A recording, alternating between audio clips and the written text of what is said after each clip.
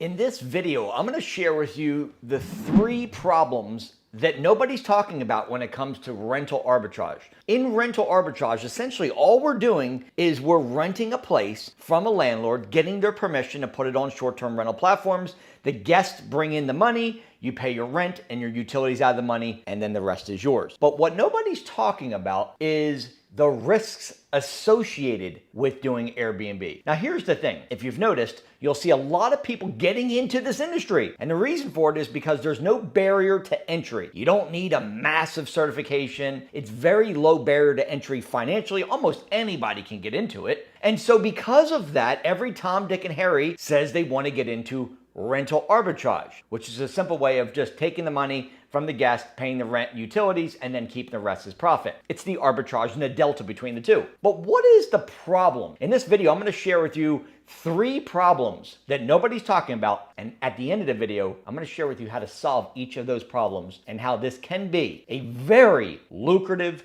business if you do it right and you know the tips and tricks and strategies that I'm going to teach you. Let's get right into it. Welcome to the B&B Blueprint. My name is Mike, and the 3 problems that we encounter, I've been doing this a very long time. Okay, the 3 problems that I see the most of are market research and property research. Now, what does this mean and why is it a problem? Because everybody can get in and get on AirBNB and can get on Zillow and different rental platforms and hot mappers and drive for dollars, and they can find properties. They believe that they understand that they're able to take this property that they know nothing about and say, I want to put this property on Airbnb. Big problem. Here's why. Let's say that you pick a property, know nothing about the area. Even if you lived in the area, let's just say that you thought this is a great area. What happens if you were able to get a property and perhaps were able to get past the landlord to say, you know what? Sure, put it on Airbnb. You see, that's the easy part. The market and property research is the hard part, because if you don't know what you're looking for, you don't know how to look for tours, like why are people coming in?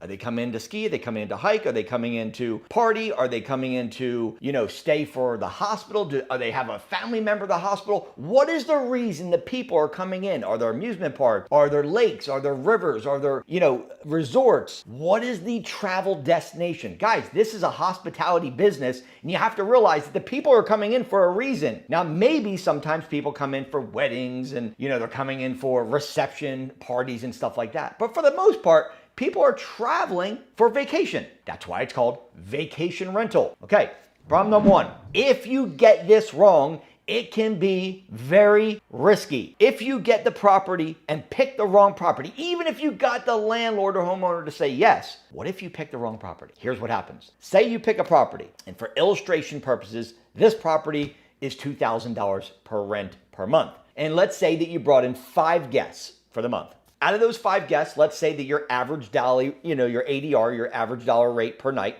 is $150. So you brought in about $750, but you have a $2,000 rent payment. Where do you think the other $1,250 goes? Where does that other $1,250 come from? I bet you guessed it, right in the old pocket. So let me ask you a question. How many times in a row could you lose $1,200, $1,500 a month? Because you don't understand occupancy, you don't understand ADR, and so you don't understand the property and why people would even come there. But you only got 5 guests. Now you got 5 guests that paid you $750, your rent is $2,000, and now you have a $1,250 that comes out of your pocket every single month. And so what you do is you say, Airbnb sucks. I hate it. It's not a good industry. I don't like it. I don't want any part of it. No, it doesn't. You suck.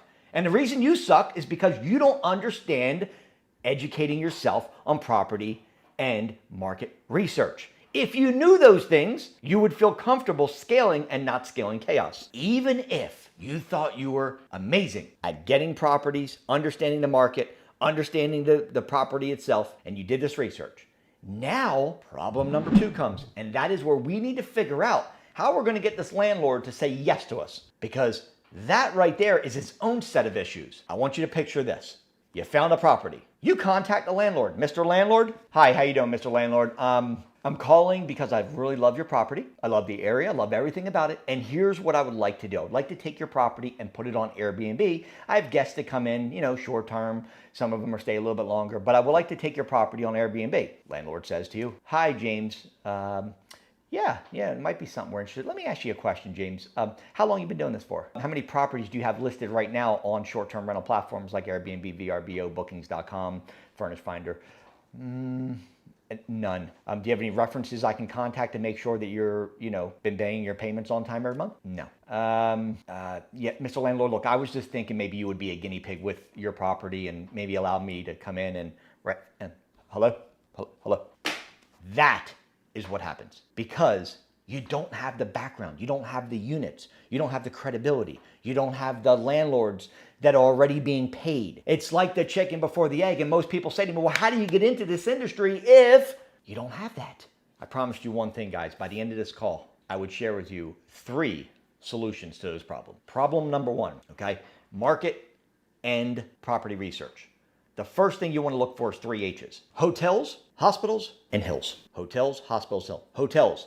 Let me ask you a question. Do you think that a hotel would build a multi-million-dollar building there if they didn't do their due diligence and research first as to where to put that hotel? Of course they have. So if you can get a property around a hotel, you're likely to do better than somewhere out crazy in the woods where there's nothing there, right? Hospitals. Hospitals do really well when you're next to them because you have the traveling nurses and you have people staying in hospitals for surgeries, and then you have their families that need a place to stay while their loved ones are at the hospital. Hills.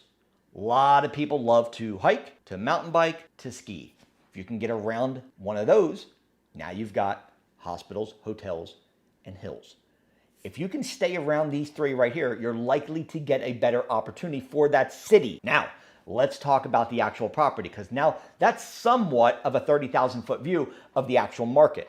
Okay, so what about the property itself? Do you think something with stainless steel appliances, granite countertops, nice wood floors would do better than something, built in the 70s, 60s that maybe has outdated furniture or outdated, appliances, really rough area?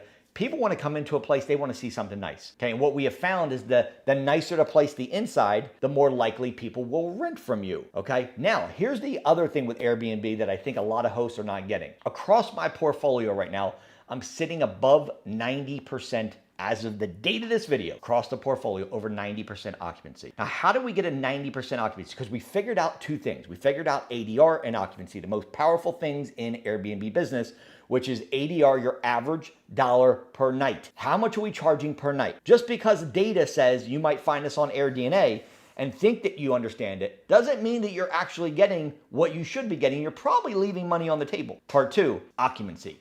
The most important metric when it comes to Airbnb, okay? It's just like the hotel business. That's why I said this is a hospitality business. This is not like renting to your brother John, long term. You're gonna have people and guests going in and out. The more heads you have in beds, the more money you will make. It's simple math. So how do we increase our occupancy? Well, there's a few things. Number 1 thing is that you have to make sure that your pictures are, you guys spend all this time doing these videos and you spend all this time putting the place together, all this furniture, and then you take pictures with your cell phone, professional photos. Number 2, think about a theme. A theme is very important for the decoration of the inside because people like themes. You don't want picture of grandma's picture on the wall over here and then you got a cowboy over here.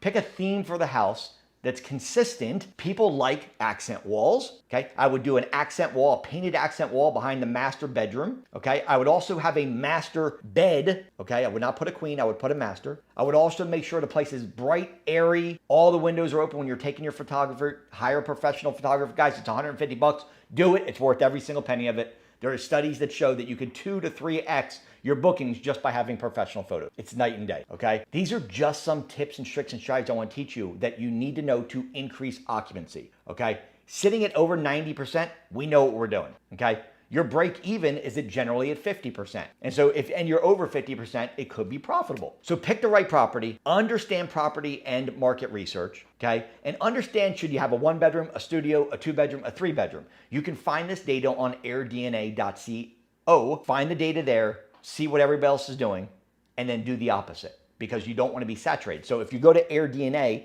okay, and this is a paid subscription. By the way, all my students get this for free, okay, with my program, but you guys will have access to everything on AirDNA and you'll be able to look and see the city, the state, the actual property and say, does this make sense? Does this not make sense? And I help you with that, okay? But if you go on there, you can check to see what other properties are doing. What are they doing? Are they have most of the properties 2 bedrooms or the 3 bedrooms? Are they saturated? Okay, and then you want to do the ones that are not saturated. With that being said, we have now figured out that we need to know how many bedrooms and baths should we have, what area we should be in, what areas are doing well, is the property something that we like that's updated and new, and how do we increase our occupancy and ADR? But the next thing is the solutions. What if I could share with you access to me directly, where you would be able to bounce any question 24/7 off of me to say, hey, is this a good property? Do you like it? Is this a good opportunity for the market itself? And I would say yes or no and give you a thumbs up or down. Do you think that you'd save more time, energy, and money by having somebody who's an expert in the space help you? My students love this because they can have access to me 24/7. I wish my mentor said, Grant Cardone, I wish he said to me, hey man, I'll tell you what, you can access me 24/7 no matter what. Just contact me when you're ready. Of course, I would love that. But here's the thing.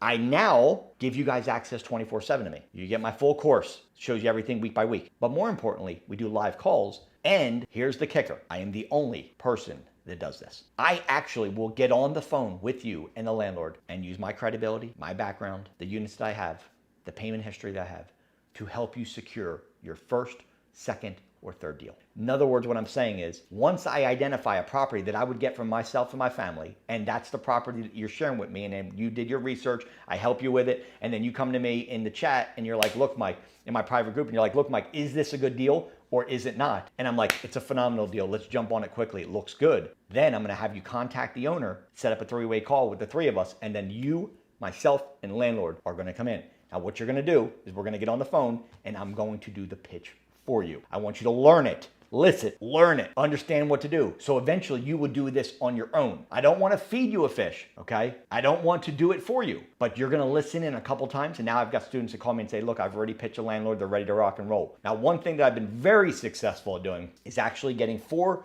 to 6 weeks of free rent on the front end. And that is because of the credibility and background that I have. 4 to 6 weeks of free rent. So you walk into the place with maybe just a security deposit.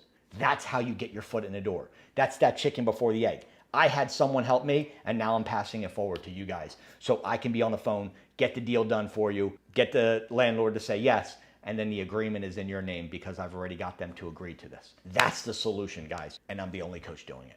So thank you guys for watching. Give me a thumbs up, subscribe to the channel, and if you need help at all, you will see 2 things inside my description box. Number 1, I'm gonna put my script, and I'm gonna show you guys how to put the script inside of Zillow so that you can start getting some action going and getting some movement with people saying, yeah, I'll teach you guys how to have landlords eating out of your hand to do a deal. And 2, you'll see a link where you can book a free 15-minute strategy call with me, not one of my employees. I'm actually doing it myself this time. I'm the one doing the call. So you'll see 2 links below. Download the script, book a one-on-one with me. Let's talk. Let's see if it's something we can work together. If not, completely fine. No harm, no foul. But here's the end of it. Remember this. If I had 2 choices, choice number 1, I can go to start a gym for $100 a month and I can go hit a heavy bag or a speed bag. I want to learn how to box. Or 2, Mike Tyson sitting there with me at 7 o'clock in the morning at the gym waiting for me to train me. Who do you think would be a better boxer in 6 months? I'll let you think about that. Click the link below, guys. You'll see the 2 things I'm talking about. A book a one-on-one with me and you get my free script as well. That's my gift to you guys. Love you guys. God bless. Be safe. And I'll look for you on the call. Let's roll.